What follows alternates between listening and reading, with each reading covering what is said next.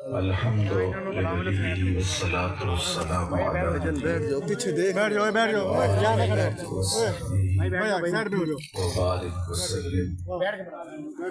قال اللہ تعالی تبارک فی شان حبیبہ مخبرا وآمرا ان اللہ وملائکتہ یصلون علی النبی یا ایھا الذین آمنوا صلوا علیہ وسلموا تسلیما.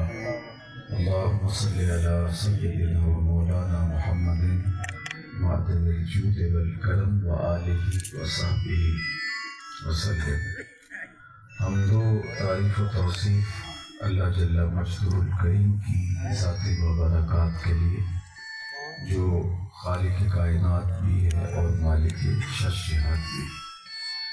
اللہ جل وعلا کی حمد و ثنا کے بعد رسول اکرم شفیع معظم نبی محتشم حضور ختمی المرتبت اللہ کے پیارے امت کے سہارے رب کے محبوب دانائے غیوب مالک رقاب امم فخر ارض و عجم والی کون و مقام سیاہ لا مقام سید انس و جم سرور لالا رخاں نیر تاباں سر نشین ماہ و شام ماہی خوباں شہنشاہ حسینہ تتمہ دوراں سر خیل زہرہ جمالاں جلوہ صبح ازل نور ذات لم یزل احمد مجتبیٰ حضرت محمد مصطفیٰ صلی اللہ علیہ وآلہ وسلم کے حضور ناز میں اپنی عقیدتوں ارادتوں اور محبتوں کا خراج پیش کرنے کے بعد عالی مرتبہ مہمانان گرامی حضرات سامعین ذی وقار علماء کرام سیاسی عمائدین اور جملہ شرکاء، جیسا کہ آپ سب کے علم میں ہے آج کی منعقدہ تقریب ایصال ثواب جو ختم چہلم کے عنوان سے معنون ہو کر انعقاد پذیر ہے، عالی مرتبت خان ممتاز خان کچھی مرحوم و مغفور کے ایصال ثواب کے لیے ان کی مغفرت اور بخشش کی التجائیں بارگاہ عزتی میں عرض کرنے کے لیے ہم جمع ہوئے ہیں. اللہ تعالیٰ جل شانہ ان کی برزخی زندگی کے قوائف اپنے کرم سے درست فرمائے، ان کی قبر کو وسیع کشادہ منور خوشبودار اور ٹھنڈا کرے. اپنا خاص کرم فضل اللہ ان کی اخروی زندگی کے شامل حال فرمائے. پسماندگان کو، اولاد کو، خاندان کے جملہ افراد کو درجہ بدرجہ جو صدمہ پہنچا اس کے توفیق صبر عطا کرے، اور ہم سب کو مرنے والوں سے عبرت حاصل کر کے اخروی زندگی کے لیے اچھے اعمال کا ذخیرہ کرنے کی توفیق عطا فرمائے. اللہ تعالیٰ نے زندگی اور موت دونوں کو تخلیق فرمایا. زندگی موت اللہ کی مخلوقات ہیں. الذی خلق الموت والحیات لیبلوکم ایکم احسن عملا. سورہ الملک کا ابتدائیہ ہے. زندگی اور موت اس کی تخلیقات ہیں اور اللہ نے ان کو تخلیق فرمایا اس لیے تاکہ وہ آزمائش اور پرکھ کرے، امتحان دے کہ تم میں سے اچھے اعمال کون بچا لاتا ہے. تو یہ مختصر زندگی جو اللہ کی طرف سے ہمیں ودیعت کی گئی ہے، عطا ہوئی ہے، یہ ہمیں ایک موقع فراہم کیا گیا ہے. اصل زندگی، حقیقی ابدی اور سرمدی زندگی، نہ ختم ہونے والی زندگی آخرت کی زندگی. اسی لیے خندق کھودتے صحابہ پر جب پیار آیا تو برجستہ یہی ارشاد فرمایا، اللہم ان العیش عیش الآخرہ فاغفر للانصار والمہاجرہ. اے اللہ، زندگی تو آخرت کی زندگی ہے، میرے انصار کو بھی بخش دے، میرے مہاجروں کو بھی بخش دے. تو حقیقی زندگی وہی ہے جو کامیابی کے بعد ہمیں نصیب ہونے والی ہے. یہ مختصر سا دورانیہ ہے جو اللہ نے ہمیں عطا کیا، اور اس دورانیے میں ہم اپنی اخروی زندگی کے لیے اعمال کا ذخیرہ جمع کرتے ہیں۔ بہت سارے لوگ ہیں کہ جو بھول جاتے ہیں کہ ہم اس دنیا پہ آئے کیوں تھے، اور وہ اپنی اس زندگی کو ہی مقصود سمجھ بیٹھتے ہیں اور آخرت برباد کر بیٹھتے ہیں۔ خوش نصیب لوگ اپنی آخرت پر توجہ دیتے ہیں، ان کی یہ دنیا بھی اچھی، کامیاب اور بامراد ہوتی ہے، اور آخرت کی زندگی بھی برباد نہیں ہونے دیتے۔ یہ بات ذہن میں رکھیں کہ ہمارا دین کامل، اکمل اور مکمل دین ہے۔ اپنے ماننے والوں کو یہ دنیاوی زندگی بھی بھرپور انداز سے گزارنے کی تلقین کرتا ہے، لیکن آخرت کی زندگی کا بھی کوئی نقصان نہ ہونے پائے۔ یہ فکر کہ آخرت سواد ہو، دنیا برباد اور تباہ حال ہو، یہ اسلامی فکر نہیں ہے، اور آخرت جائے بھاڑ میں ہم اپنی دنیا کو ہی بہتر کریں گے، اور یہ سب کچھ دنیا ہے، یہ جہاں مٹھا اگلا کس نے مٹھا، یہ سراسر گمراہی ہے، بے دینی ہے۔ اللہ کے محبوب علیہ السلام کی خدمت میں ایک صحابی حاضر ہوئے اور وہ سخت کمزور تھے۔ ان کی کمزوری کو بیان کرنے کے لیے جو لفظ استعمال کیے گئے کہ چوزے کی طرح کمزور تھے، یعنی انتہائی کمزور تھے۔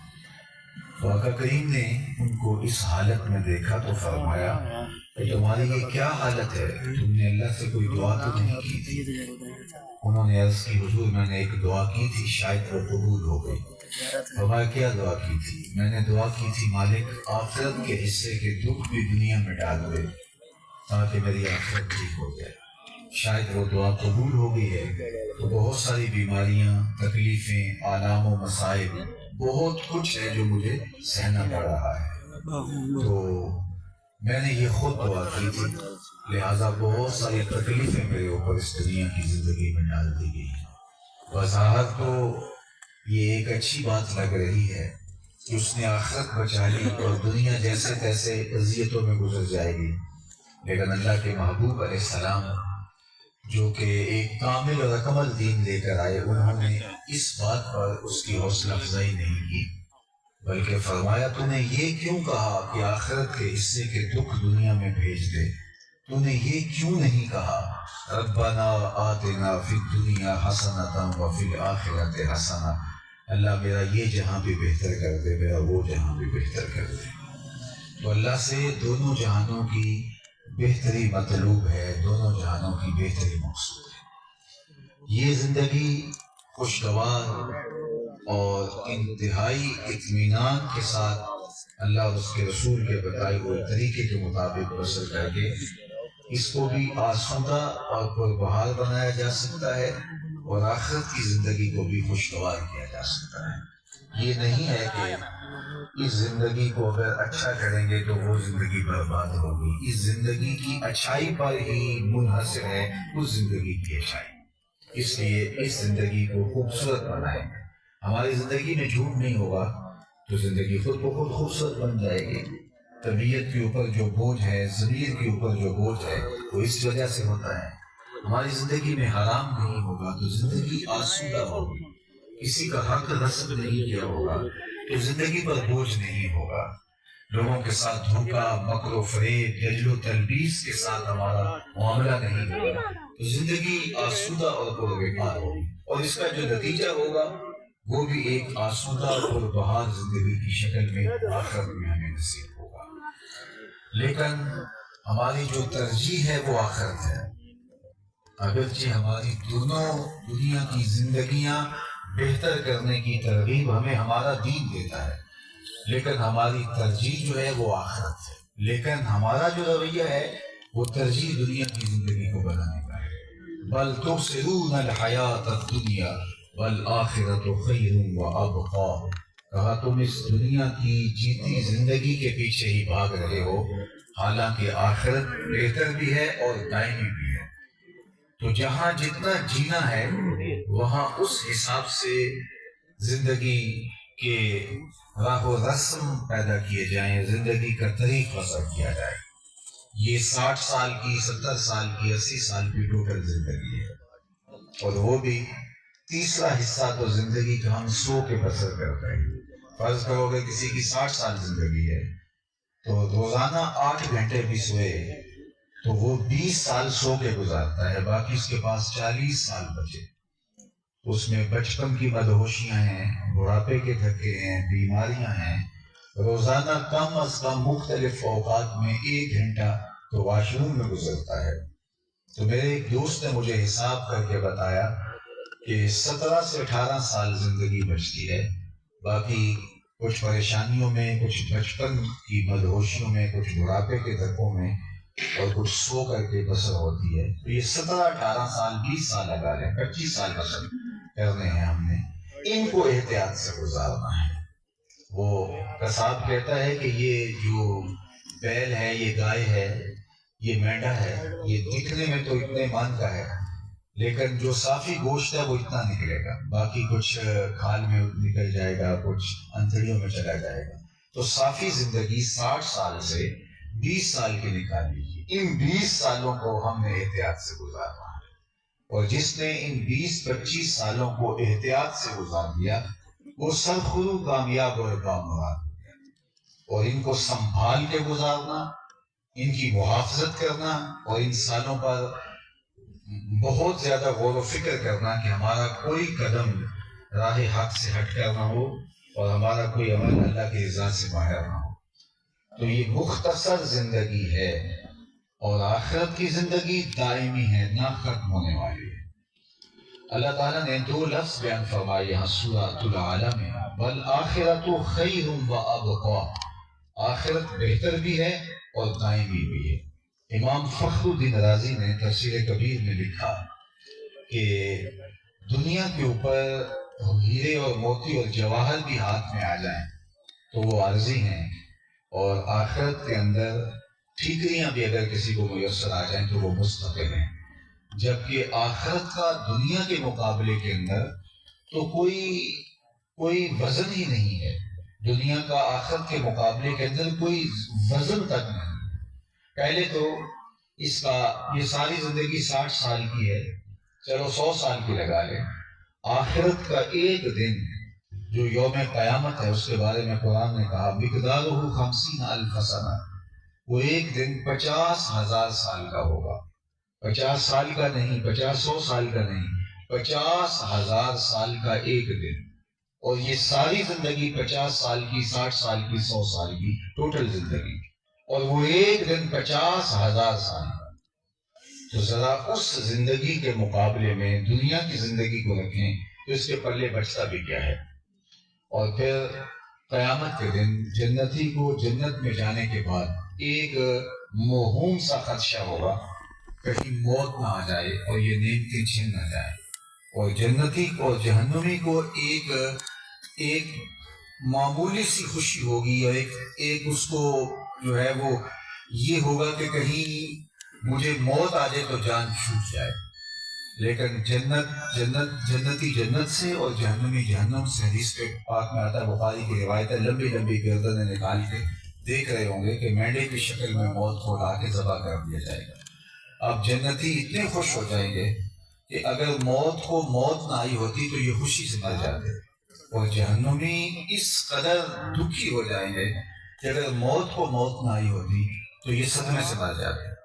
یعنی ایک موہوم سی امید تھی کہ چلو کبھی موت آئے گی تو جان چھوٹے گی، لیکن اب موت بھی مر گئی. اور انہیں ایک موہوم سا خدشہ تھا کہ کہیں موت نہ آ جائے تو موت کو بھی موت آ گئی. تو وہ ایک ابدی سرمدی زندگی جینے لگے، اور یہ ایک ایسی زندگی میں پھنس گئے کہ جس کا نقطہ انجام نہیں ہے. کیونکہ یہ زندگی دکھوں بھری ہو، تکلیفوں بھری ہو، اذیتوں سے بچڑی ہوئی ہو، لیکن انجام تو اس کا بہرحال ہے. رات کتنی بھی طویل کیوں نہ ہو، آخر تو سپیدہ سحر نمودار ہوگا. میر تقی میر نے کہا تھا، وہ ریشموں کا مخاط میں سرمست ہیں تو کیا، رات اس کی بھی کٹ گئی جو کہ عود تھا. برہنہ بدن تھا، زخم جگہ جگہ پہ لگے تھے، بخار سے بدن جل رہا تھا، اور کوئی اس کو سر ٹھٹرتی ہوئی ریت پہ ڈال گیا. اور سردیوں کی لمبی رات کاٹنا قیامت ہے، لیکن گزر ہی گئی نا. لیکن وہ ایک ایسی زندگی ہے اگر شروع ہو گئی تو پھر اس کا نقطہ انجام نہیں ہے. تو اصل تو زندگی پھر وہ زندگی ہے. اور دوسری بات، خیر و ابقا، وہ زندگی اس دنیا کی زندگی کے مقابلے میں بہتر ہے. اب وہ کتنی بہتر ہے یہ اللہ کے محبوب علیہ السلام کی زبان سے سنیے.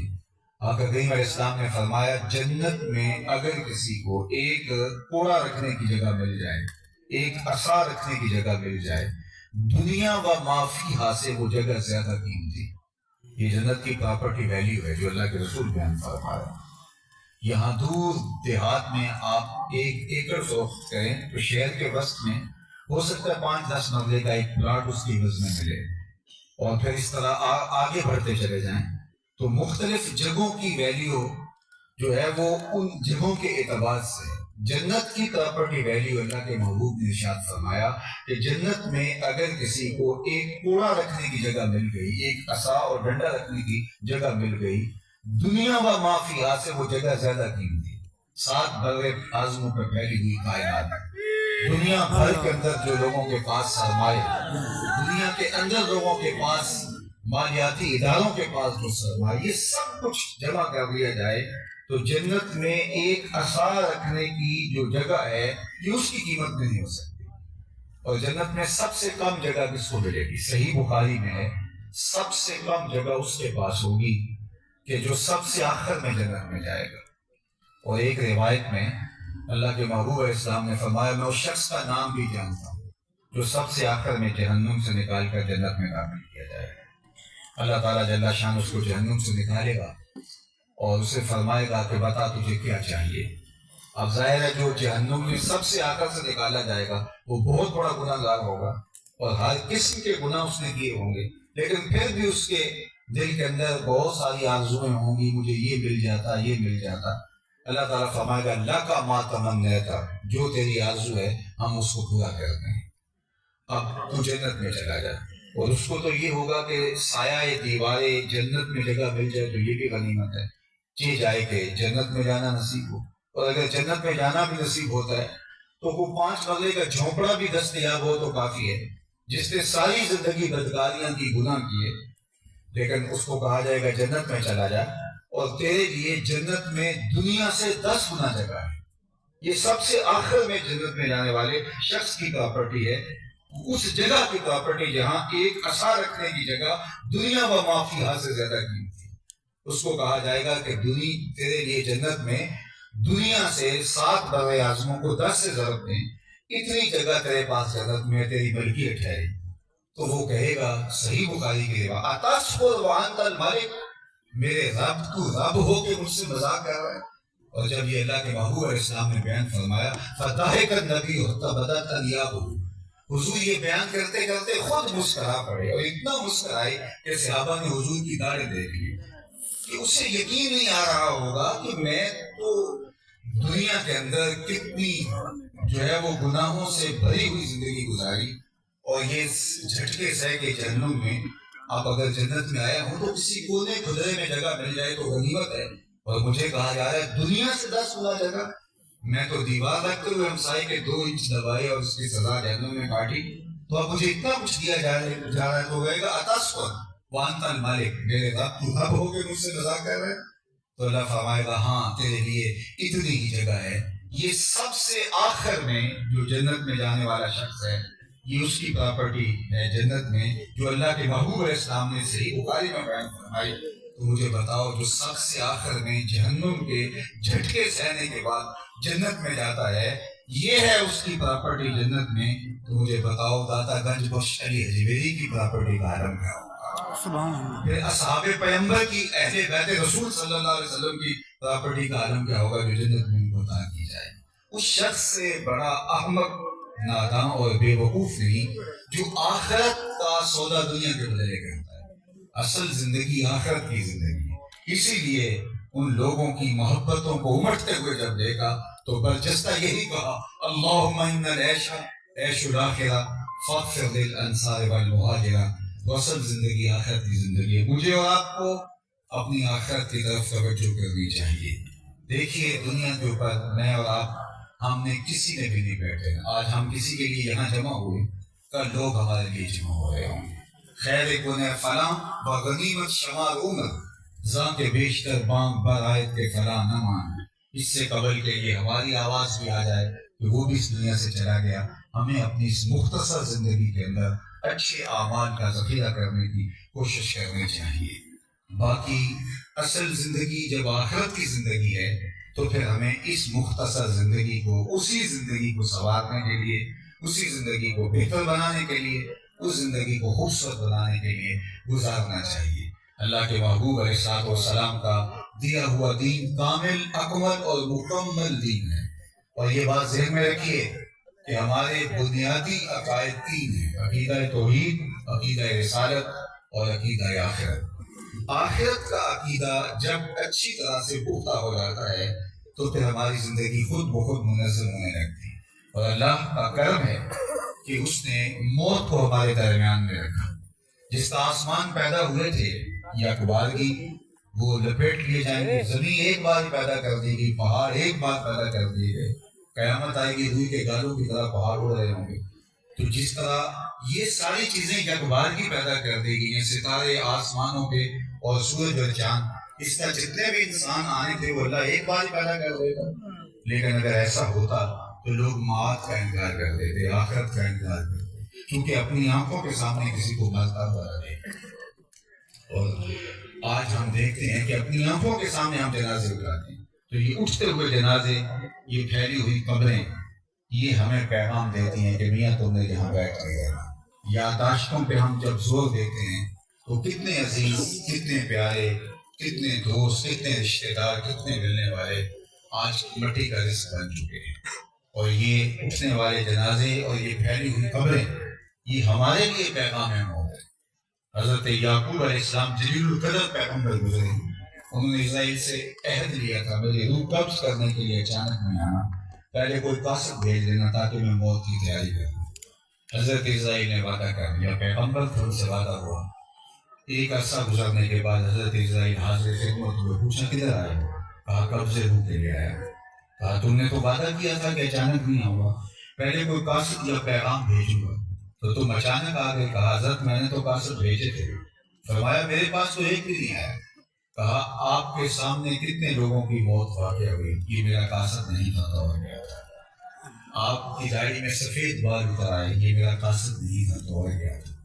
جب یادداشت ہونے لگے، جب قوام مطمئن ہونے لگے، جب چلتے ہوئے ٹھوکنے لگنے لگے، جب زبان میں لکنت آنے لگے، جب بالوں میں سفیدی اور چاندی اترنے لگے، تو سمجھ لو پیغام میں موت آ گیا ہے. حضرت عمر دربار میں بیٹھے تھے اور ایک شخص آیا، اس نے کھڑے ہو کر کہا یا عمر لا تنسا موتک، عمر اپنی موت کو نہیں بھولنا. حضرت عمر یوں کانپنے لگے جس طرح بیت کی شاخ کانپتی، اور اس کو کہا کہ میاں روز آ جایا کر اور مجھے بتا دیا کر تاکہ میں موت کی تیاری کروں.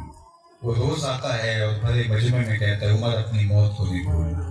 حضرت عمر رضی اللہ تعالیٰ عنہ اس مہینے کے بعد باقاعدہ اس کو مشاہرہ بھی دیتے ہیں، کوئی خدمت بھی کرتے ہیں. ایک دن وہ آیا، اس نے کہا یا عمر لا تنسا موتک، عمر اپنی موت کو نہیں بھولنا. تو حضرت عمر نے کہا کہ میاں آؤ، یہ تمہارا مشاہرہ رہا، آج کے بعد نہیں آنا. اس نے کہا حضرت کوئی اور شخص آنے لگا؟ فرمایا نہیں. تذکیر موت کی ضرورت نہیں رہی؟ فرمایا نہیں. تو پھر مجھے چھٹی کیوں دی جا رہی ہے؟ تو حضرت عمر چھم چھم رونے لگے اور داڑھی پہ ہاتھ رکھا اور ایک بال الگ کیا اور الگ کر کے اسے بتایا کہ یہ دیکھ، یہ میرے بالوں میں ایک بال سفید آ گیا، اب تیرے آنے کی ضرورت نہیں رہی، یہ مجھے چین سے سمجھ دے. ہماری تو پوری داڑھی بھی سفید ہو جائے. میاں صاحب نے کہا تھا نا، ہڈیاں کمبڑ گوڑے کھڑکنتے اڑ گیا لک تیرا، اجے بھی بدیوں باز نہ آئے جیو مرد نہ لیا. فما اصبرہم علی النار، اللہ قرآن مجید میں فرماتا ہے لوگوں کا آگ پر کتنا حوصلہ ہے، کتنی ڈٹائی سے کہہ دیتے ہیں یہ جہاں بٹھا اللہ کس نے بٹھا. موت جب آتی ہے تو ایک لمحے کا تقدم اور تاخر نہیں ہوتا، اور یہ باپ کو بیٹوں سے اور بیٹوں کو باپ سے جدا کر دیتی ہے. یہ لمحہ میرے اوپر بھی آنے والا ہے، یہ لمحہ آپ کا بھی گزرنے والا ہے. قبل اس سے کہ وہ وقت آئے کوئی حجت باقی نہ رہے اور ہم ہاتھ باندھتے رہیں. کل کے پچھتاوے سے بہتر ہے آج کی زندگی کو منظم کر لیا جائے. وقت پر کافی ہے قطرہ بھی آب خوش ہنگامہ کا، جل گیا جب کھیت برساگی تو پھر کس کام؟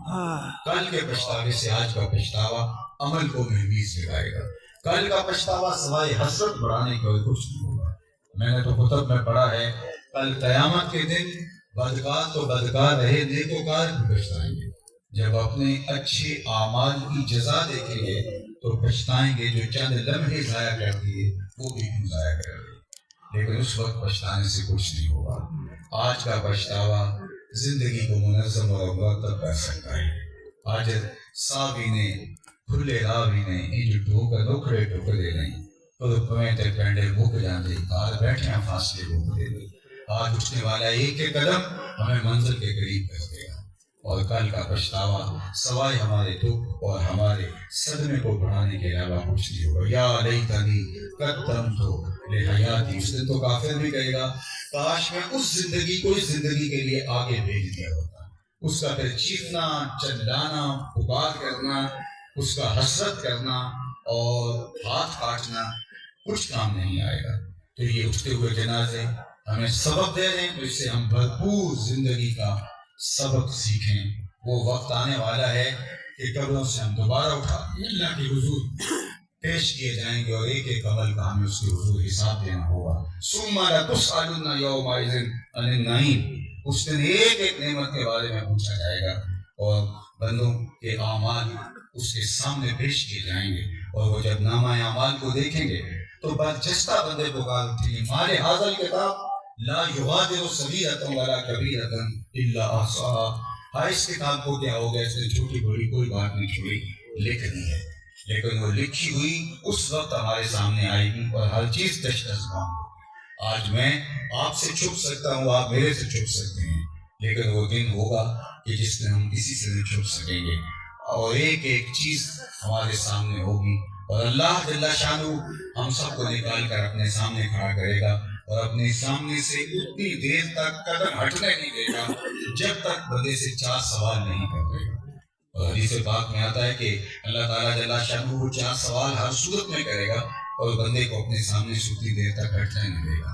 ان عمرہ فیما افناہ، اس کی عمر کے بارے میں کہ اس نے عمر کہاں گزاری. ان شبابہ فیما ابلاہ، اس کی جوانی کے بارے میں پوچھے گا کہ وہ جوانی کہاں گزری. اس کے مال کے بارے میں پوچھے گا کمایا کیسے اور خرچ کہاں کیا. اور اس کے علم کے بارے میں پوچھے گا کہ اس نے علم پر عمل کہاں تک کیا. یہ علم صرف محض گفتگو اور تقریر کی حد تک نہیں ہے، یہ میرے اور آپ کے عمل کا حصہ ہونا چاہیے. ہم جو جانتے ہیں وہ ہماری زندگی کے اندر اترا ہوا چاہیے اور عمل کی شکل کے اندر ظہور پذیر ہونا چاہیے. تو آج میں اور آپ اپنی زندگی کے لیے اچھے اعمال کے ذخیرے کو جمع کریں اور ایسے مواقع کو اپنے لیے غنیمت سمجھیں. کفار مکہ کہتے تھے نہیں، جب مر جائیں گے تو دوبارہ بھی اٹھائے جائیں گے. نضر بن حارث باقاعدہ کسی قبرستان سے پرانی ہڈی اٹھا لایا اور حضور کے سامنے اس کو ریزہ ریزہ کرتا ہے اور کہتا ہے اچھا اس ہڈی کو کون زندہ کرے گا. تو اللہ تعالیٰ نے کتنا خوبصورت جواب دیا، وَضَرَبَ لَنَا مَثَلًا وَنَسِيَ خَلْقًا قَالَ مَن يُحْيِي الْعِظَامَ وَهِيَ رَمِيمٌ. سورہ یاسین کا آخری رکوع ہے. وہ ہڈی اٹھا لایا قبرستان سے اور حضور کے سامنے کھڑے ہو کے اس بربری سے ہڈی کو توڑتا ہے، اس کے ریزے زمین پہ گرتے ہیں اور ساتھ زبان سے بولتا ہے اس ہڈی کو کون زندہ کرے گا. اب اس کا جواب سنیے. اللہ پہلے ارشاد فرمایا وَضَرَبَ لَنَا مَثَلًا وَنَسِيَ خَلْقًا. یہ سوال وہ کرتا ہے جو اپنی تخلیق کو بھول گیا ہے، جسے یہ یاد نہیں رہا کہ وہ کیسے پیدا ہوا. اگر یہ اسے یاد ہوتا تو وہ کبھی سوال ہی نہ کرتا. لیکن چلو وہ خود فراموش انسان یہ سوال کرتا ہے اس ہڈی کو کون زندہ کرے گا. اب اس کا جواب سنیے. قُلْ يُحْيِيهَا الَّذِي أَنشَأَهَا أَوَّلَ مَرَّةٍ وَهُوَ بِكُلِّ خَلْقٍ عَلِيمٌ. اے محبوب فرما دیجئے یہ تو ہڈی کے بکھرے ہوئے ذرے ہیں جن کو جوڑ کے انسان بنانا ہے. جب یہ ذرے بھی نہیں تھے، میٹیریل بھی نہیں تھا، اس وقت جس نے انسان بنا لیا وہ ہڈیوں کو جوڑ کے بھی بنا لیا. اس کے لیے کوئی مشکل نہیں ہے. اللہ اکبر. ایسا وقت بھی انسان کے آیا اس کا نقشہ تک نہیں تھا. هل اتى على الانسان حين من الدهر لم يكن شيئا مذكورا. یہ قابل ذکر چیز ہی نہیں تھا، اس کا نقشہ میٹیریل مادہ تک نہیں تھا، لیکن اس نے تخلیق کیا. تو کیا یہ اتنی بڑی تخلیق اس نے کی ہے، آنکھوں کو چمکتے ہوئے اجالے دیے، زبان کو بولنے کا سلیقہ دیا، ذہن رسا عطا کیا، چلنے کی توانائی دی، دھڑکتا ہوا دل دیا، سوچیں اور جو ہے وہ افکار کا ایک جہاں آباد کیا. تو کیا ایسے ہی مٹی بن جائے گا، کام ختم ہو جائے گا؟ کیا یہ بے مقصد عبث اور فضول انسان کو بنایا ہے؟ اللہ بندوں کو اپنے حضور کھڑا کر کے ان کے اعمال کے بارے میں پوچھے گا، اور اس نے جنت اور دوزخ یہ تماشے نہیں بنائے، یہ حقیقت واقعہ ہے، یہ ہونے والا ہے۔ ہم غفلت میں زندگی گزار رہے ہیں، ہم سمجھتے ہیں دیکھ لیں گے ایسے ہی ہوگا۔ میاں یہ دنیا کی عدالتیں تھوڑی ہیں، یہ دنیا کا نظم تھوڑا ہے، یہاں دھونس دھاندلی بھی چل جاتی ہے، یہاں رشوت بھی چل جاتی ہے، یہاں اثر و رسوخ بھی چلتا ہے، لیکن وہ اللہ کی عدالت ایک ایسی عدالت ہے جو ان عدالتوں سے مختلف ہے۔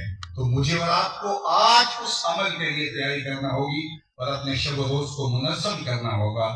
جانے والے چلے گئے، ہمارے لیے درس عبرت چھوڑ گئے۔ اللہ جانے والوں کی قبروں کو منور کرے، ان کی قبروں کو وسیع، کشادہ، خوشبودار اور ٹھنڈا کرے، اور اپنا خاص کرم فضل ان کی اخروی زندگی اور برزخی زندگی کے شامل حال فرمائے، اور ہمیں اللہ توفیق دے کہ ہم اپنی ایک ایک سانس کا محاسبہ کریں۔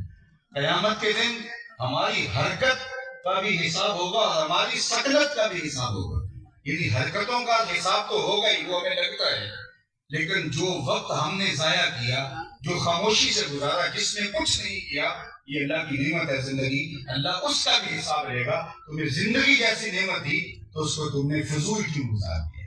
تو ہر حرکت کا بھی حساب ہے، ہر سکنت کا بھی حساب ہے۔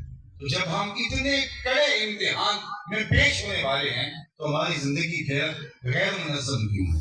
حضرت سیدی سبتی رضی اللہ تعالیٰ عنہ حضرت جنید بغدادی کے مرشد اور پیر ہیں، وہ فرماتے تھے باقی باتیں تو بات کی ہیں، میں تو اس بات سے ڈرتا ہوں اپنے رب کا سامنا کیسے کروں۔ اور اقبال کہا کرتے تھے میں تو اس بات سے ڈرتا ہوں قیامت کے دن رسول اللہ کا سامنا کیسے کروں۔ تو غنی اظہر تو عالم من فقیر، روز محشر عذر ہائے من پذیر، گر تو بھی بینی حساب ناگزیر، از نگاہ مصطفیٰ پنہاں بدیر۔ کہا مالک تو غنی ہے میں فقیر ہوں، تو حساب نہ لینا، ایسے مجھے معاف کر دینا۔ اللہ اکبر، لیکن اگر میرا حساب لینا ضروری ہوا تو تیرے حضور یہ التجا ہے کہ حضور کے سامنے نہ لینا، مجھے شرمندگی ہو۔ تو مجھے اور آپ کو اپنی زندگی دیکھیے، ہم تو بچھڑے ہوئے ہیں گناہوں میں، بدکاریوں میں، بدیوں میں، اور ہماری زندگی غیر منظم اور غیر مرتب ہے۔ ابھی اذان پکاری جائے گی تو ہم میں سے کتنے لوگ ہوں گے جٹ کے اللہ کے حضور سجدہ ریز ہو جائیں گے، جن کی پیشانیاں اس کے حضور سجدوں کا خراج پیش کریں گے۔ ہم تو اپنی من مانی کی زندگی گزارنے والے لوگ ہیں، ہم تو خواہشات کے غلام ہیں، لیکن وہ لوگ جنہوں نے زندگیاں اللہ کے دین کے لیے اس کی یاد میں بسر کی، تتجافی جنوبہم عن المضاجع، ان کی کروٹیں بستروں سے الگ رہتی، خوف اور طمع میں رب کو پکارتے تھے۔ ان کے خوف اور ان کی خشیت کا عالم یہ ہے کہ حضرت بایزید بستامی سے گھڑیا نے کہا حضرت میرے گدھے کی دم اچھی ہے یا آپ کی داڑھی اچھی ہے؟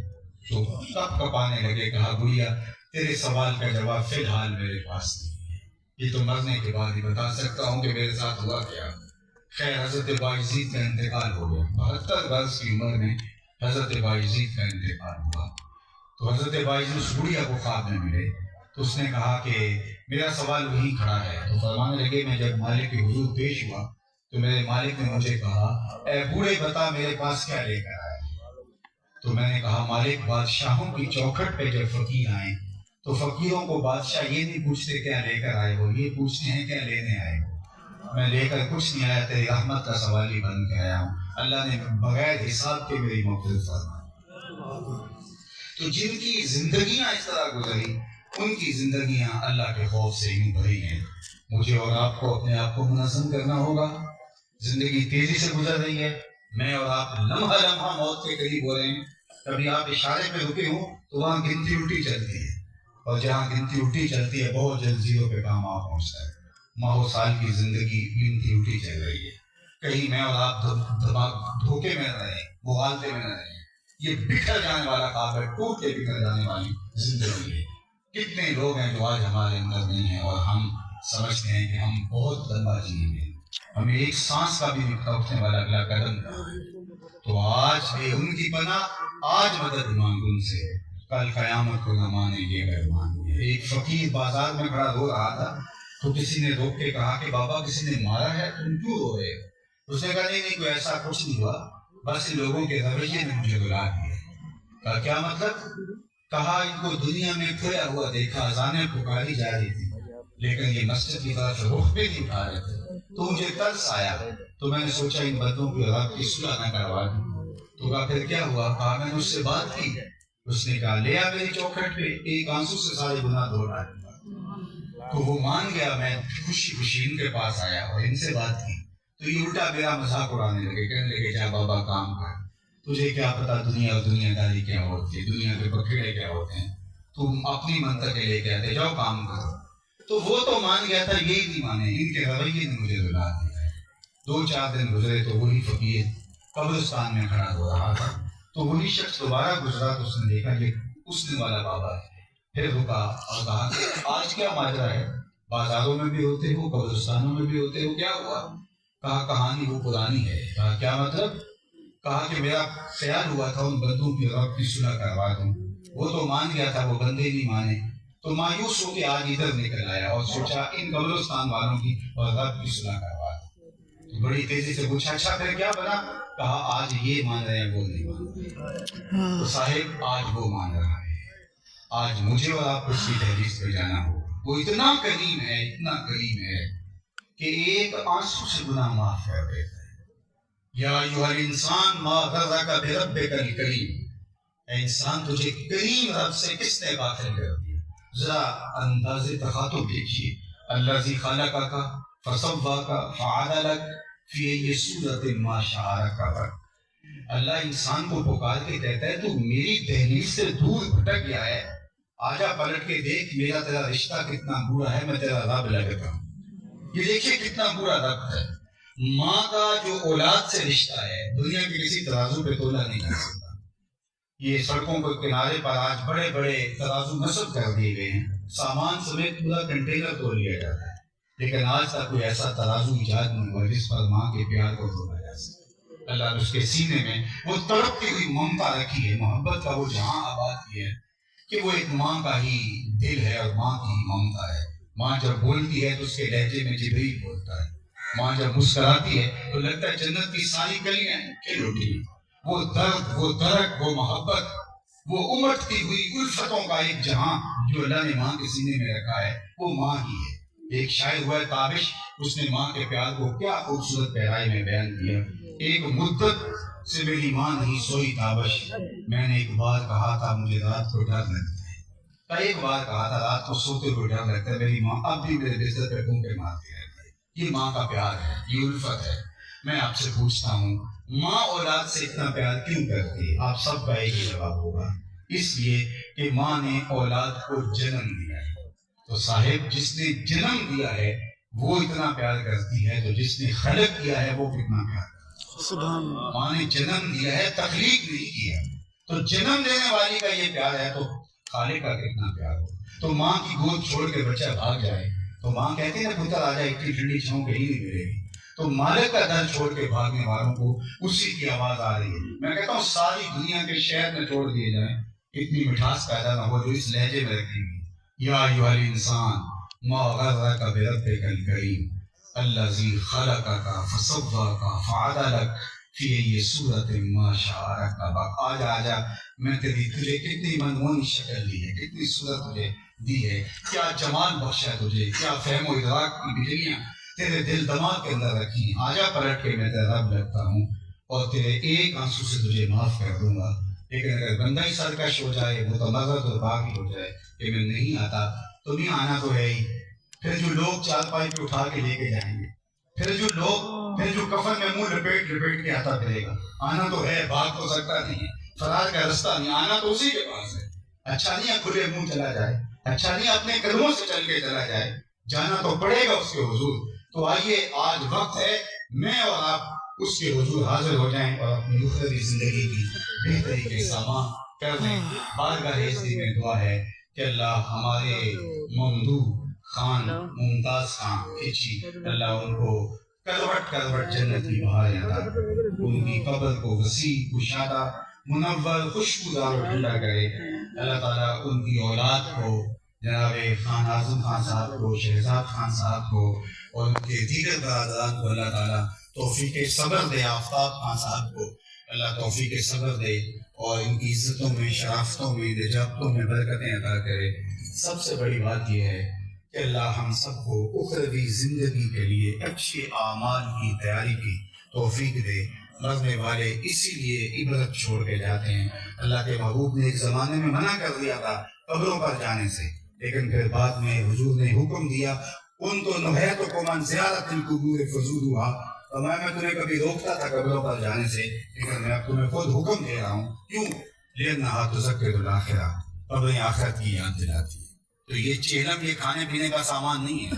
ہم لوگوں نے اس کو جس انداز سے مرتب کر لیا، یہ ایک عبرت ہے، یہ ایک نصیحت کا سامان تھا۔ ہمیں علماء آئیں اور سکھائیں اور بتائیں کہ میاں جب وہ چلے گئے تو تم بھی باقی نہیں ہوگے، اور ہم ایک محاسبہ کریں، اپنے اندر اتر کر کے دیکھیں، اپنے اعمال کا وزن کریں۔ حاسبوا قبل ان تحاسبوا، ایک تو تمہارا حساب وہاں کیا جائے گا، یہی ہم اپنا حساب کریں، اپنی زندگی کے ایک ایک لمحے کو مرتب کریں۔ اللہ تعالیٰ جل شانہ ہم سب کو اپنی پناہ میں رکھے اور اپنی خاص کر نوازیوں کا نور نصیب کرے۔ وآخر دعوانا ان الحمد للہ رب العالمین۔